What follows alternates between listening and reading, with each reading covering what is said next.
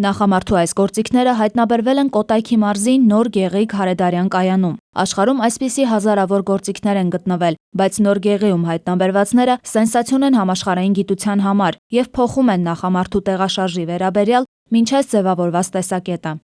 Նախամարդու աշխատանքային գործիքները հայտնաբերվել են բազալտե շերտերի արանքում, որտեղ նաեւ հրաբխային մոխրի շերտ է պահպանվել։ Հետազոտությունից պարզվել է, որ հրաբխային մոխիրը, ենթադրաբար նաև դրանում պահպանված գործիքները 325-ից 335 հազար տարեկան են, ասել է, թե Աֆրիկայում հայտնաբերվածներից էլ ավելի հին։ Հայկական լեռնաշխարհում բնակված նախամարդը կիրառել է քարի մշակման երկու տեխնոլոգիա։ Երբ որ մարդը քարի բեկորը վերցնում է հումքը, եւ երկու կողմերից հեռացնում է ուրեմն որոշակի ցլեպներ, հաղկելով քարը եւ ստանում է որոշակի ձևի գործիք, որը անվանում են ձեռքի հատիչ։ Մյուս տեխնոլոգիան հակադրվում է առաջինին։ Ոչ թե վերցնում են քարը եւ հեռացնում ցլեպ, այլ վերցնում են քարը, սարքում են միջուկ, այդ միջուկից հանում են ցլեպներ, որոնք նախապատրաստուկներ են եւ այդ ցլեպներն են օգտագործում։ Աշխարհում հայկական բարձրավանդակից բացի որևէ այլ վայրում չեն գտնվել այդ երկու տեխնոլոգիաների համատեղ կիրառության օրինակներ։ Աֆրիկայում երկու տեխնոլոգիաներով մշակված քարե գործիքները առանձին են հանդիպում։